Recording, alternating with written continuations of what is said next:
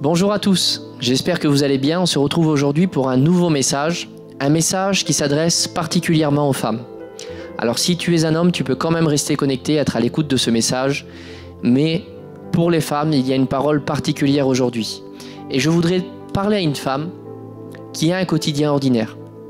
Une femme qui a l'habitude de faire sa vie normale, à faire tout ce qu'elle doit faire dans son quotidien, mais qui a une vie ordinaire et qui a l'impression qu'il lui manque quelque chose. Et le thème de mon message s'appelle « De la solitude à la plénitude ». Et ce message a pour but d'amener une femme qui vit dans un quotidien des plus ordinaires, dans un quotidien peut-être qui t'enferme dans la solitude, à te faire découvrir qu'en Dieu, il y a pour toi une vie de plénitude. Et je voudrais qu'on regarde ensemble l'histoire d'une femme. Et cette femme, c'est la Samaritaine. Et quand j'ai regardé déjà son nom, il y a quelque chose qui m'a frappé de très fort, c'est qu'elle est nommée par sa culture. Il n'y est pas donné de prénom pour cette femme, mais elle est appelée une femme samaritaine. Sa culture a pris le dessus sur son nom. Et certaines fois, dans le quotidien de femmes ordinaires, leur culture prennent le dessus sur qui elles sont. Peut-être que tu es en train de bâtir ta vie, pas sur qui tu es, pas sur ce que tu veux faire, mais sur ce que ta culture dit. La culture n'est pas forcément quelque chose de mauvais, mais on doit faire attention à ce que cette culture ne nous efface pas totalement. On va voir ensemble cette histoire. Ça se trouve dans l'évangile de Jean, au chapitre 4, et je vais faire une lecture du verset 4 au verset 8. Comme il fallait qu'il passât par la Samarie, il arriva dans une ville de Samarie nommée Sychar, près du champ que Jacob avait donné à Joseph, son fils. Là se trouvait le puits de Jacob. Jésus, fatigué du voyage, était assis au bord du puits. C'était environ la 6e heure. Une femme de Samarie vint puiser de l'eau, et Jésus lui dit « Donne-moi à boire », car ses disciples étaient allés à la ville pour acheter des vivres. Voilà une rencontre pour une femme qui avait d'un quotidien des plus ordinaires. Elle fait la rencontre d'une personne, et cette personne, c'est Jésus. Et mon premier point, pour passer de la solitude à la plénitude, c'est un inconnu. Point numéro 1. Pourquoi un inconnu? Dans le quotidien d'une femme des plus ordinaires, elle va faire une rencontre, celle de Jésus, mais pour la Samaritaine, Jésus n'est qu'un inconnu. Une personne qui vient, qui s'assied au bord d'un puits, à côté d'elle, mais qu'elle ne connaît pas. Et la Samaritaine allait à la 6e heure, au bord du puits, et il y avait une signification toute particulière. C'est que la 6e heure, c'était midi, l'heure où il faisait le plus chaud, un moment où il n'y avait personne, où elle voulait aller seule. C'est comme si que toi, aujourd'hui, pour aller faire tes courses, tu décidais d'aller au magasin à l'heure où il n'y avait personne, à l'heure où les personnes travaillent, à l'heure où les personnes n'ont pas l'habitude d'aller faire leurs courses. Et pour que tu ailles simplement acheter quelques packs d'eau, comme la Samaritaine a été faire, eh bien dans une heure des plus seuls. On voit d'entrée que la Samaritaine est marquée par une solitude, par un objectif d'être seule et de ne voir personne. Et alors qu'elle va au bord de ce puits, seule, il y a un inconnu qui est à côté d'elle et qui est assis. Et je voudrais te poser une question. Combien de fois tu as senti Jésus venir à ta rencontre? Tu as senti Jésus venir et s'inviter dans ton quotidien, être à côté de toi et vouloir une rencontre avec toi, vouloir te parler, vouloir s'intéresser à toi. Est-ce que ça t'arrive dans ton quotidien? Dans ton quotidien des plus ordinaires, même qu'il n'y a rien d'extraordinaire, que Jésus est là et il vient à ta rencontre. Et vous savez quoi? Jésus entre en dialogue avec la Samaritaine. Qu'est-ce qui fait que Jésus entre en dialogue et que la Samaritaine l'entend? Eh bien, peut-être que dans ta journée, le Saint-Esprit veut te parler. Le Saint-Esprit veut te dire des choses et qu'il vient à ta rencontre et qu'il te dit quelque chose. Mais la question que je voudrais te poser, c'est est-ce que tu es à son écoute? Est-ce que tu es attentif à ce que le Saint-Esprit te dit? Est-ce que tu es attentif aux invitations qui viennent de Dieu dans tes moments les plus ordinaires, dans tes moments où tu veux être seul et tu ne veux voir personne?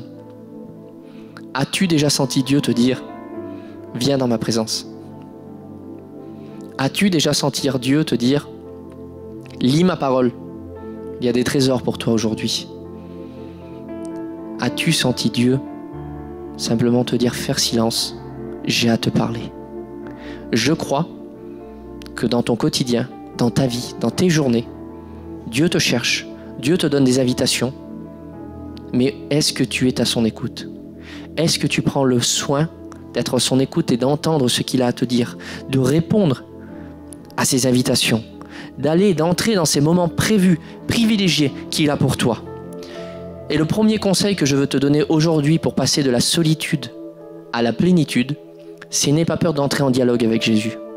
Il est là déjà même pendant le temps de ce message. Il est auprès de toi.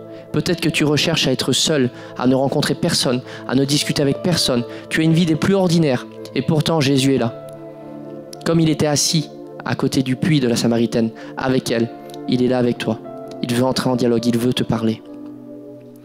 Et je crois déjà que tu sens particulièrement la présence de Dieu là où tu es et que tu réalises qu'il a toujours été là et qu'il cherche à entrer en dialogue avec toi. Donc sois attentif à ce que Dieu veut te dire, mais sois aussi attentif à ce message qui, je crois, va bouleverser tes habitudes et ton quotidien. Tu peux dire Amen là où tu es, si tu crois dans ce message. On va continuer ensemble la lecture qui est toujours dans l'évangile de Jean, chapitre 4 et verset 9. La femme samaritaine lui dit « Comment toi qui es juif, me demandes-tu à boire à moi qui suis une femme samaritaine? Les Juifs, en effet, n'ont pas de relation avec les Samaritains. » Jésus lui répondit, « Si tu connaissais le don de Dieu, et qui est celui qui te dit, « Donne-moi à boire », et tu lui auras toi-même demandé à boire, et il t'aurait donné de l'eau vive. » La Samaritaine et Jésus sont entrés en dialogue, et c'est là, ça nous permet d'entrer dans le point numéro 2 du message, une connaissance. La Samaritaine est passée du stade d'inconnu avec Jésus au stade de la connaissance. Parce que quand on entre en dialogue avec une personne et qu'on commence à échanger et à discuter, on commence à faire connaissance avec une personne. On commence à comprendre ce que la personne en face de nous pense et elle cherche à comprendre ce que l'on pense.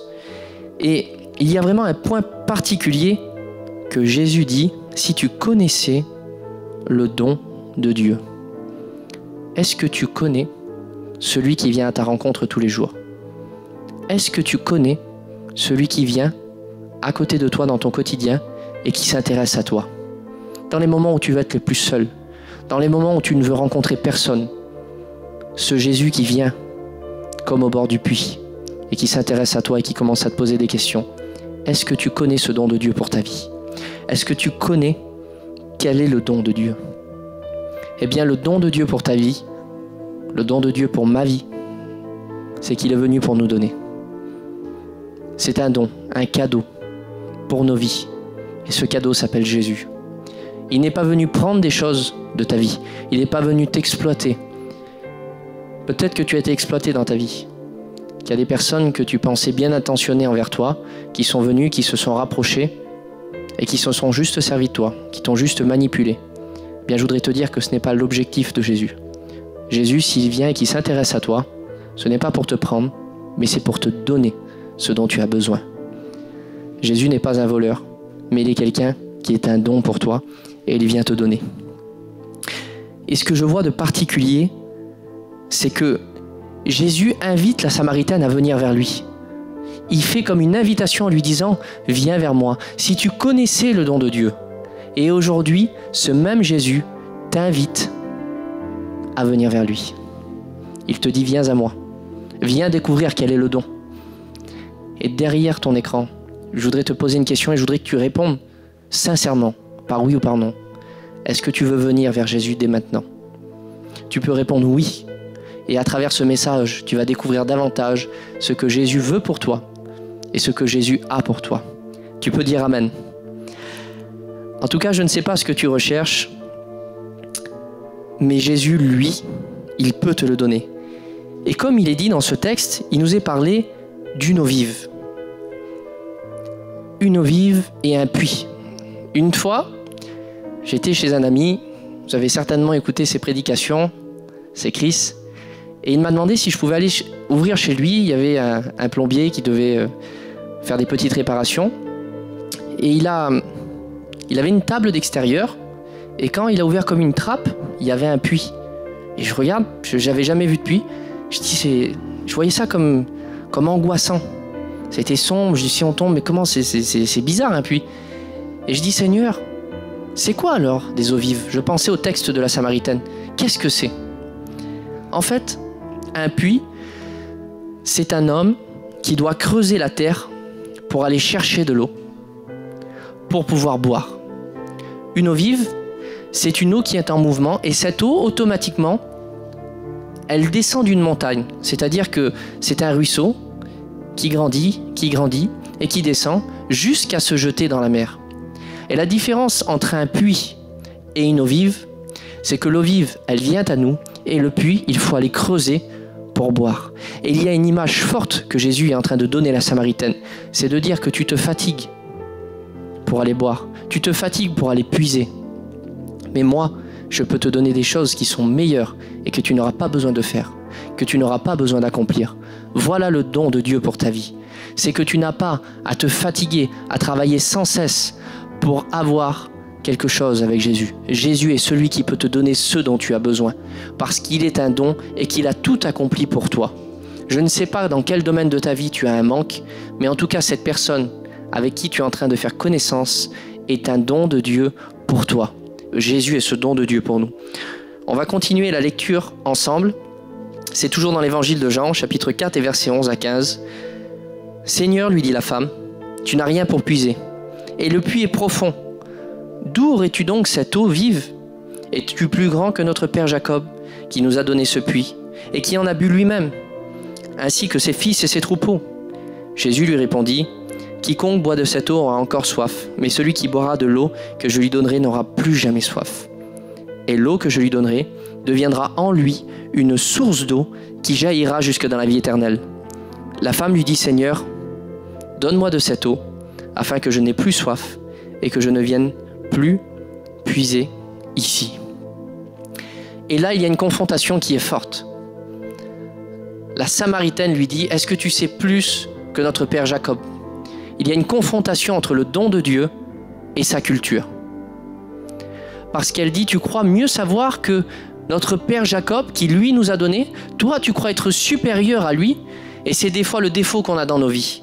C'est qu'on a tendance à mettre notre culture entre nous et Jésus et dire, Seigneur, tu ne sais pas mieux que ce qu'on m'a enseigné. Tu ne sais pas mieux que ce qui a été accompli avant moi. Je voudrais te dire, ne laisse pas ta culture être un obstacle entre le don de Dieu et toi. Ta culture ne doit pas t'opposer à Jésus.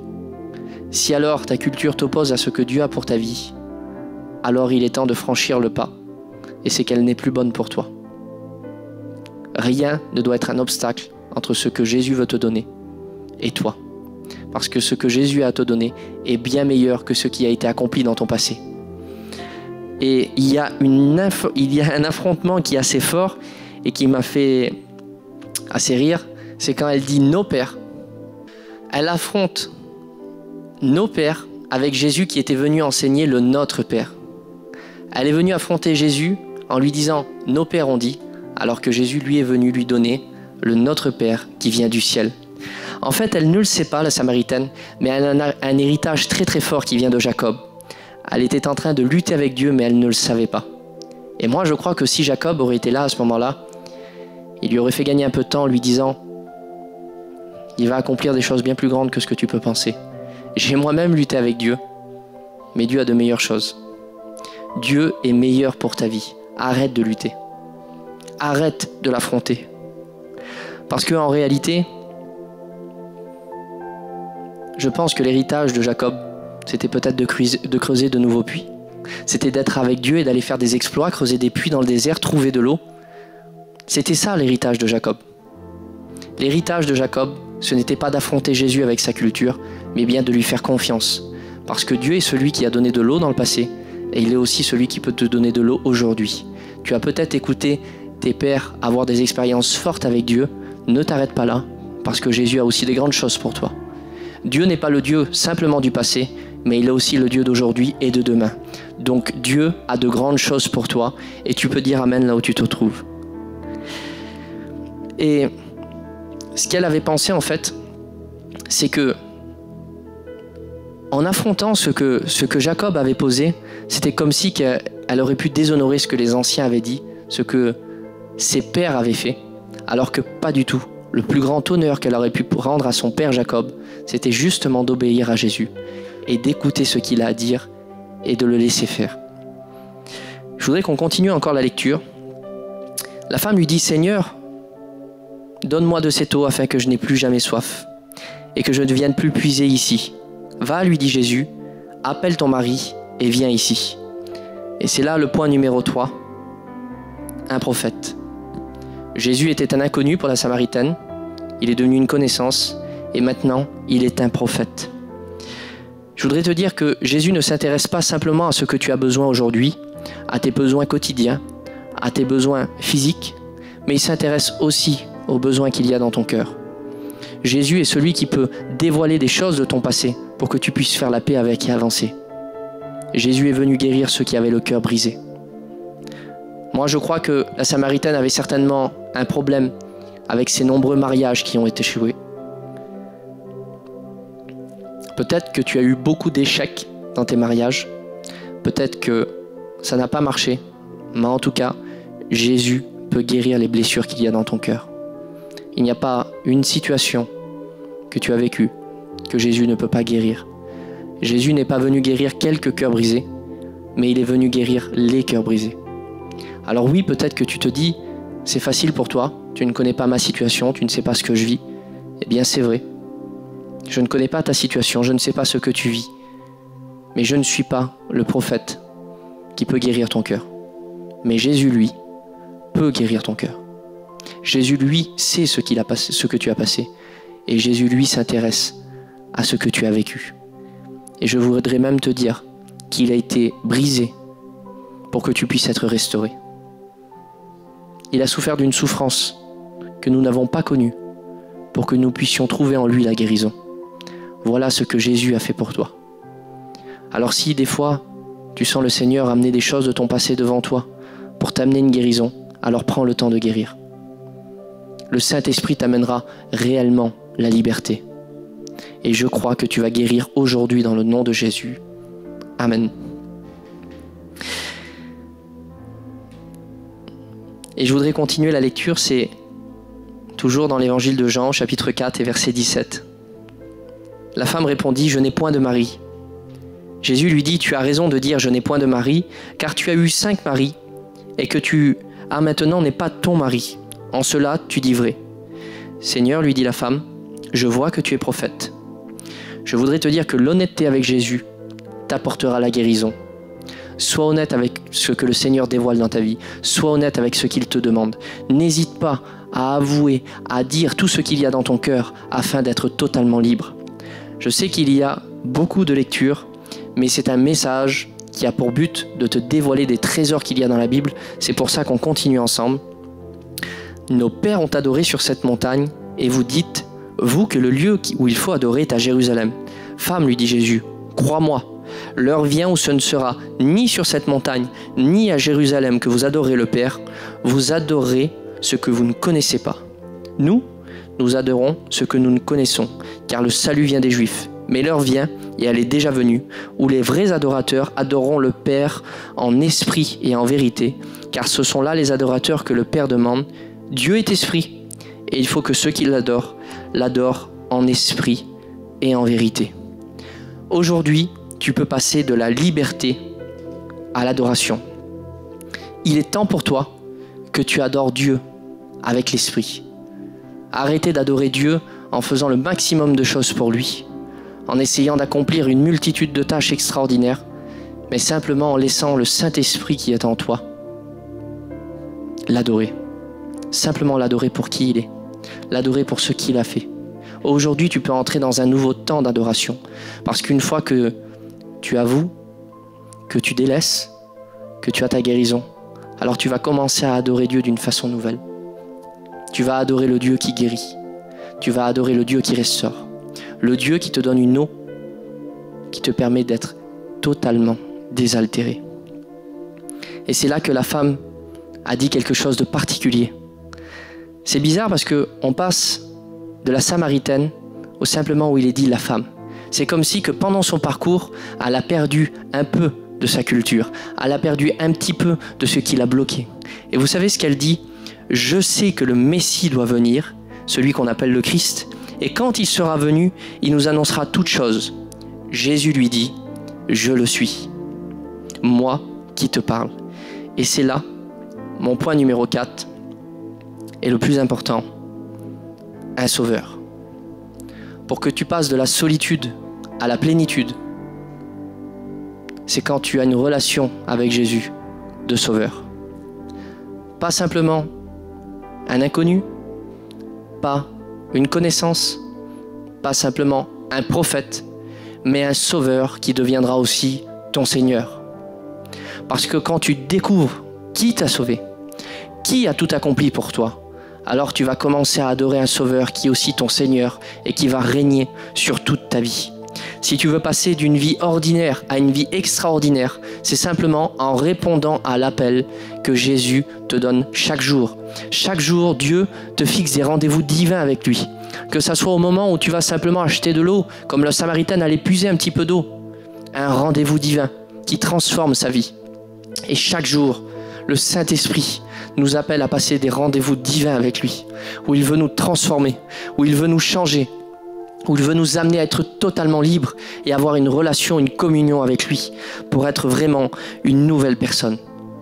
Aujourd'hui, qui est Jésus pour toi ? Réponds avec toute honnêteté. Il est un inconnu, une connaissance, un prophète, ou vraiment un sauveur, un Seigneur. Ce n'est pas grave si tu as échoué depuis longtemps, parce qu'aujourd'hui, il y a une solution pour toi. C'est simplement de répondre à son appel.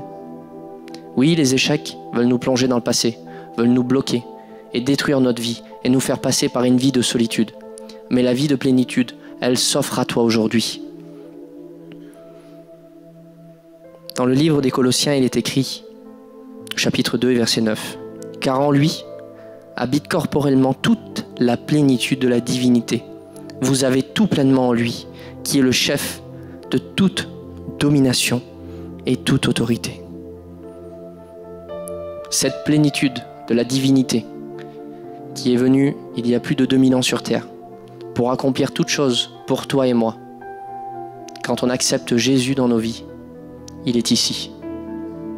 La vie de solitude pour toi est finie aujourd'hui parce que je crois que tu commences à réaliser que la plénitude est là. La plénitude de Dieu vit en nous.